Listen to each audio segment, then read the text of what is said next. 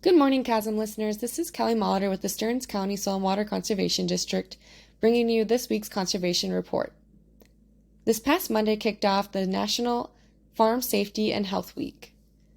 And also, since harvest season has started for a lot of farms in the area and will soon be in full swing, I wanted to bring about some safety tips for both farm machine operators as well as motorists. To start off, I will go over some tips for the farmers. Number one, it's important to just be visible, using your hazard lights and turn signals and a slow-moving vehicle sign to communicate with the motorists, and just ensuring that all those light systems work and are visible before traveling on a public roadway. And taking the time to wash your machine's windows to remove any dirt that may obstruct your vision is important. Being aware of your surroundings by planning your route to the field before getting behind the wheel can help identify hazards such as low-hanging power lines, mailboxes, road signs, narrow bridges, railroad crossings, or perhaps even washed out or closed roads. You're also required to obey traffic signs. Just as a motorist would obey a yield sign or a stop sign, equipment operators must also obey road signs too. Another good tip is to kind of plan ahead by driving your equipment on public roads during times when traffic conditions are reduced. Just understanding your local traffic patterns can help you avoid times with an increased volume of motorists on the roadways, such as when people are traveling, during those peak times to and from work or to and from school. Some tips for motorists include, when you see those flashing hazard lights and slow-moving vehicle signs, that is an indication to you that you're approaching some farm machinery, and that when you see this line, to slow down and to stay back at least 50 feet from the machine.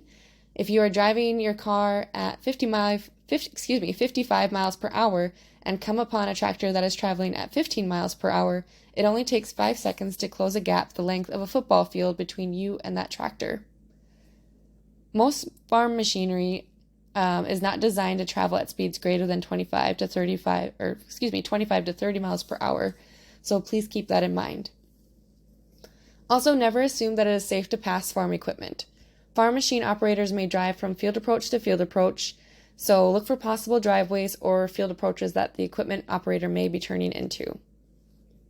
Passing is risky. Even if the operator seems to be pulling over to allow you to pass, consider other dangers of the situation, such as oncoming traffic you may not be able to see, and protruding equipment pieces such as folded shanks of a digger. Also, be alert when the equipment may be making a turn. Because farm equipment is so large, making right or left turns can be challenging.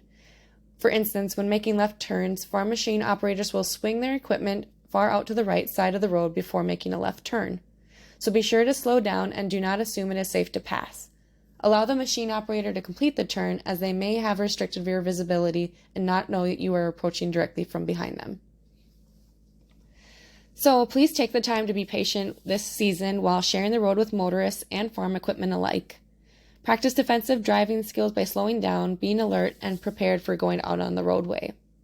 And regardless of whether you are driving farm equipment or a motor vehicle, please wear your seatbelt and put the cell phone away so as to avoid distracted driving and keep everyone safe.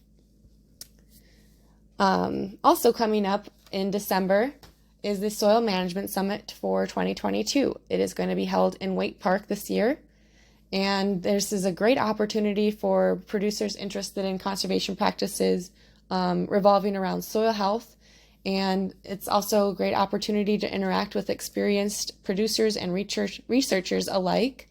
There will be some breakout sessions, presentations, some table talk discussions, and also farmer panels, as well as panels with agronomists, sharing their experiences and tips on what has and has not worked for them.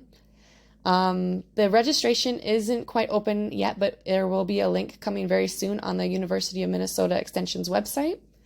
Also, if you are a Stearns County resident, there is an opportunity to receive a 100% scholarship for Minnesota Ag Water Quality Certified farms or farmers that have been assessed in the program and are pursuing certification.